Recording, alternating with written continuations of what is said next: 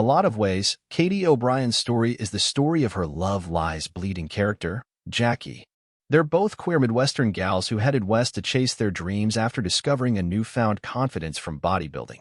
In the film, Jackie's dreams derail when she falls for Kristen Stewart's Lou and becomes entangled with her criminal family. From there, things only get darker and weirder. Fortunately, O'Brian says her own life has been significantly less tragic.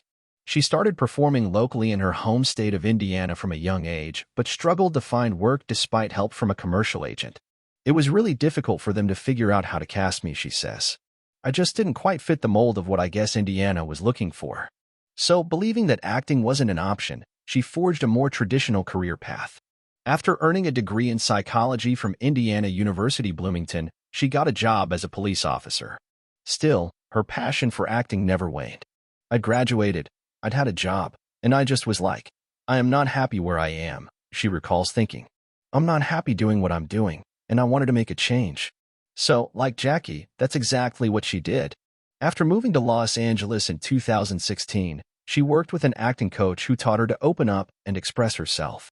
Still, she credits her bodybuilding experience with giving her the confidence and discipline needed to progress with acting. With bodybuilding, you think, man, that's an impossible goal. And when you're able to accomplish it, then it's like, oh, what else can I accomplish?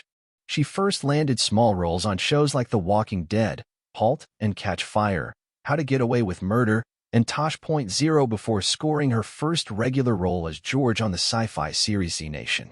It was a silly zombie show, she says, but it allowed her to pay off debt and have a little bit saved up by the time I got my next regular job, which ended up being Major Sarah Gray on the DC Comics series Black Lightning. Several roles in short films and stints on series such as Westworld, Agents of S.H.I.E.L.D., Magnum P.I., and The Rookie followed. But it wasn't until she was cast in Disney Plus as The Mandalorian as Imperial Communications Officer Elia Kane in 2020 that O'Brian started feeling recognized for her work. Entering the Star Wars universe was nothing like she expected. It's funny, I had thought that Star Wars sets would be chaotic because I know obviously it's a huge fan base, and they all have opinions and things. And I had heard rumors as well that the sets were crazy and stuff was just changing all the time, O'Brian explains. But I don't know if it's because of streaming or if series creator Jon Favreau just got it on lockdown or what the deal is, but Mandalorian was pretty seamless. It doesn't feel chaotic. It feels effortless. I know it's not, but it feels effortless. Everybody just works together really well, and I think they do their best to keep it like a family. Not long after, O'Brian joined another major Hollywood franchise, the Marvel Cinematic Universe, as Jentorra in Ant-Man and the Wasp, Quantumania, which was a completely different experience. Yeah, that was absolutely chaotic, she says with a laugh. I think we were getting new pages until the last day, and I think I was getting new fights the last day. I just show up, and they're like, here's a new fight. Still, O'Brian stresses that the people she worked with couldn't have been more lovely. I thought me being this kind of like newbie, they might, I don't know, either ignore me or I would just feel out of place, but they just always made it as welcoming as possible. I was surprised by that environment, she explains. With roles in Marvel, DC, and Star Wars under her belt, O'Brian has reached career heights most actors can only dream of, and she's done it all in less than 10 years in the business. Now, with Love Lies Bleeding, O'Brian hopes to branch out from the tough gal roles she's previously played. I do hope that it shows people that I can do something other than sci-fi, that I can take on a serious, dramatic role, and that I can be believable as something other than a military persona, she says. Still, O'Brian appreciates that the film offers cool exposure to a body type that Hollywood has been hesitant to show.